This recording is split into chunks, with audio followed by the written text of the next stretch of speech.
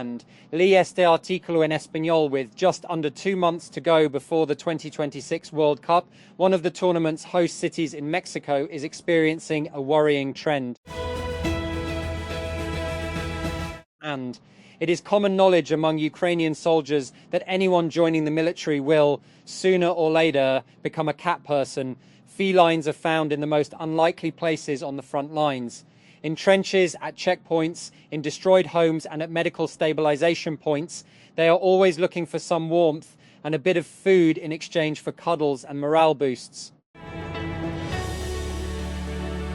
That Pronto, an Indian instant house help startup, is finalizing a funding round led by tech investor Lashi Groom that would value the fast-growing company at about $200 million after investment, TechCrunch has learned. That the deal is expected to bring in about $20 million in fresh capital and would mark a sharp jump from the $100 million valuation at which the company raised $25 million in a Series B round led by Epic Capital in early March, doubling its valuation in a matter of weeks. Two people familiar with the matter.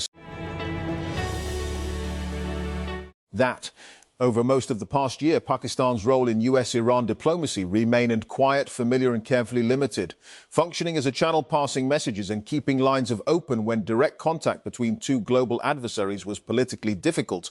For the larger part, Islamabad was not setting the agenda, only facilitating communication. That changed at the end of February, when the outbreak of all-out war altered ground realities.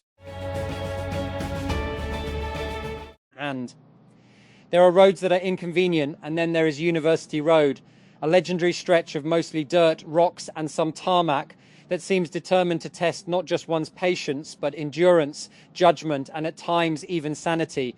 A recent journey along this arterial route left me with the unmistakable impression of having entered a war-ravaged landscape where the casualties are not counted in numbers but in hours lost, nerves frayed and routines disrupted. And the United States is discussing currency swap lines with other countries, including Gulf and Asian partners, Treasury Secretary Scott Bessent said on Friday, after a number of allies sought help in dealing with fallout from the Iran war. Bessent has not identified the countries making such requests, but he said the swap lines would be helpful to both the US and other nations. And OpenAI CEO Sam Altman has apologized over his company's failure to warn authorities about the concerning online activities of a teen who went on to commit one of Canada's worst mass shooting. Jess Van Rootselaar, 18, went on a shooting spree in Tumbler Ridge, British Columbia on February 10, killing 8 people. And United States envoys Steve Witkoff and Jared Kushner will travel to Pakistan on Saturday for talks with Iran. The White House has said while Iranian Foreign Minister Abbas Araghchi has arrived in Islamabad, the visit comes amid deadlock negotiations between the US and Iran, with uncertainty lingering for days over whether Tehran will return to the table. And US Gencane claims 34 ships turned around, but Hapag-Lloyd says one ship made it through Strait. EU leaders meet in Cyprus to find swift resolution to shipping crisis. Neutral Switzerland set to reopen embassy in Tehran waits Paris. And even as renewed engagement between Iran and Pakistan over dialogue with the US sent out positive signals, Europe and the rest of the world appears anxious for a swift and diplomatic end to the war that has ravaged the Middle East and crippled global shipping, causing a fuel crunch across the globe. That Islamabad. In a surprise move, the Shehbaz Sharif government on Friday increased the prices of both petrol and diesel by 26.77 cents per litre, with immediate effect for the week ending May 1. That passing on the impact of global prices during the last fortnight, while also seeking to raise revenues in the final months of the fiscal year under commitments with the International Monetary Fund, IMF. That the IMF's executive board is expected to approve in the first half of May the disbursement of more than $1.2 billion under 2 ongoing programs. And multi-agency report says over 9 metre Pakistanis face crisis conditions. Another 1.7 million in the more severe emergency category. Notes devastating monsoon rains, severe flooding wiped out crucial cropland and livelihoods. warns global hunger remains at critical levels amid conflict, drought, aid cuts. Outlook for 2026 remains bleak, Islamabad. And Pakistan remains one of the 10 fragile countries where global acute food insecurity is most concentrated, according to a UN-backed report released on Friday. And as intensifying climate extremes and persistent economic challenges continue to strain the nation. And it's become a joke through gritted teeth these days in EU circles that whenever leaders meet, as they did these last 2 days in Cyprus, expecting to discuss practicalities and such as the new EU budget, they get railroaded by yet another crisis. There is the ongoing energy crisis provoked by the US-Israel war on Iran, Russia's aggression in neighboring Ukraine, now in its 4th year. And this Friday morning, and souring relations between Europe and the United States, along with a potentially devastating defense impact, reared its Medusa-like head again.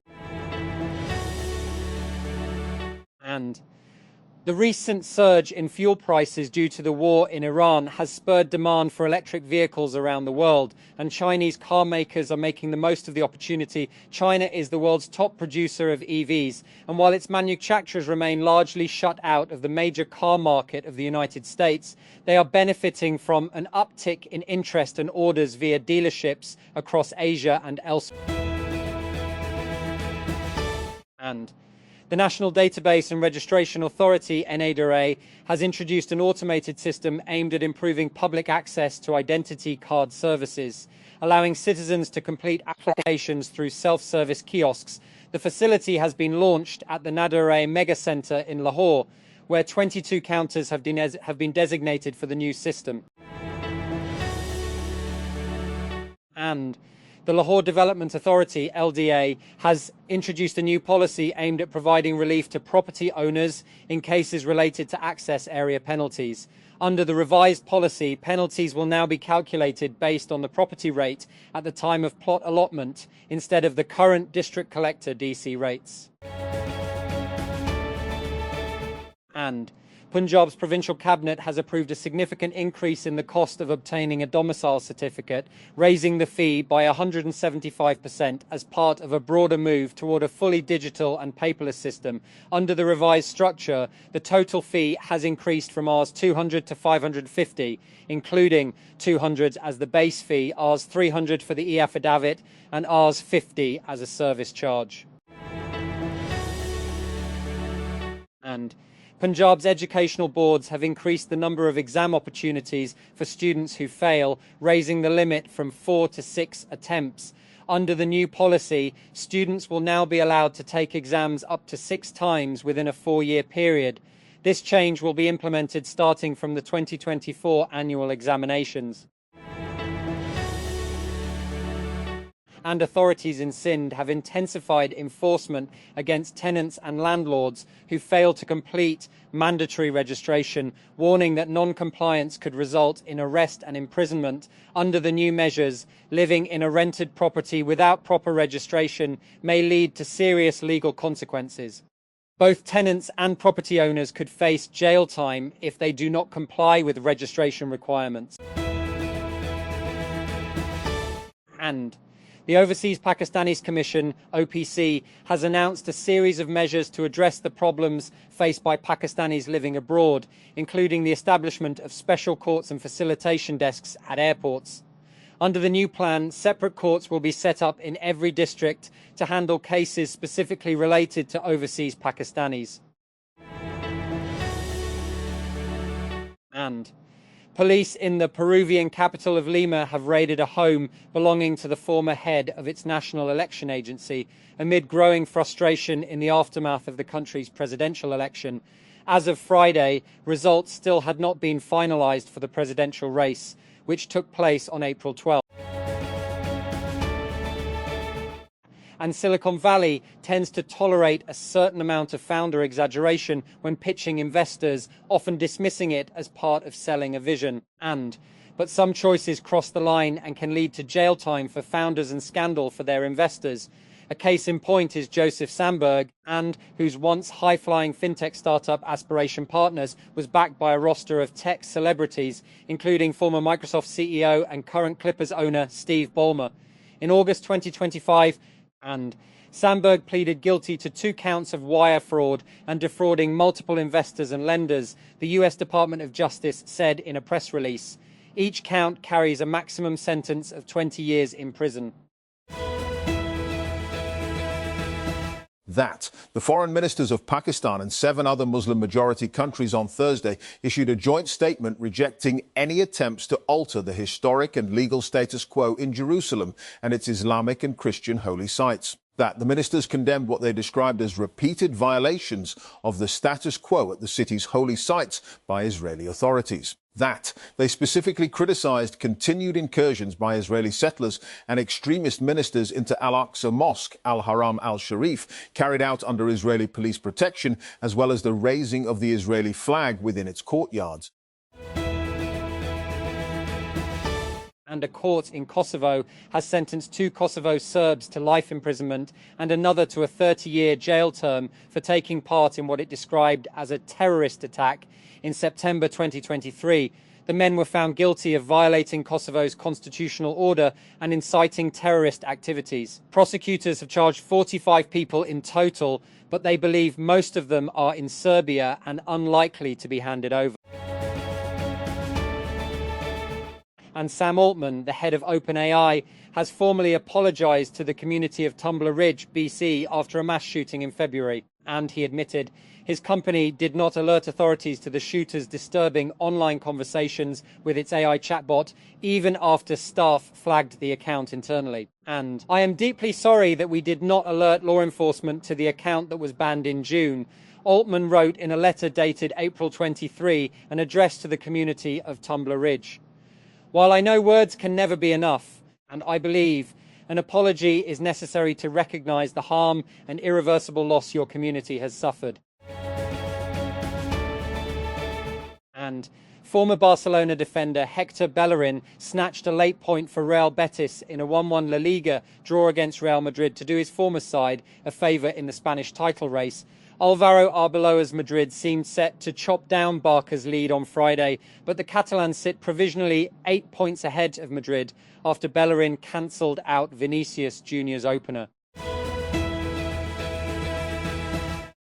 Israeli forces have killed 12 Palestinians in attacks throughout Gaza. Medical sources in the enclave tell Al Jazeera as Israel continues its daily violations of the ceasefire struck last year. An Israeli attack on a police vehicle on Friday killed at least 8 people, including 3 civilian bystanders in Khan Yunis. A separate attack in Gaza City also killed 2 police officers. And Cohere, the Canada-based enterprise AI unicorn, announced Friday that it would merge with the Germany-based enterprise AI company Aleph Alpha. The deal, which has yet to close, will value the newly formed company at $20 billion, the FT reported. Schwartz Group, one of Aleph Alpha's top backers, will also invest $600 million in Cohere's Series E round, which is expected to close later this year, CNBC reported. Palantir has helped the Internal Revenue Service's Criminal Investigations Office probe a variety of financial crimes in the US for much of the last decade. The Intercept reported the IRS has paid the firm $130 million since 2018 to use its data analysis software to pore over financial records for investigative purposes. The outlet reported citing public records detailing Palantir's IRS contract that were obtained by the non-profit watchdog group American Oversight. And Oppo is reportedly preparing to enter the handheld smart imaging device market with a new gimbal camera product. According to a report from China's Blue Whale Media, the company has internally begun development of a dedicated device that could compete with compact cameras already offered in this category. And Colombian President Gustavo Petro has become the first foreign leader to visit Venezuela since the United States military abducted Nicolas Maduro on January 3. On Friday, Petro was greeted by Venezuela's interim president Delcy Rodriguez at the Miraflores presidential palace in Caracas. Their visit comes after a previously scheduled meeting in the Colombian border town of Cucuta was abruptly cancelled in March.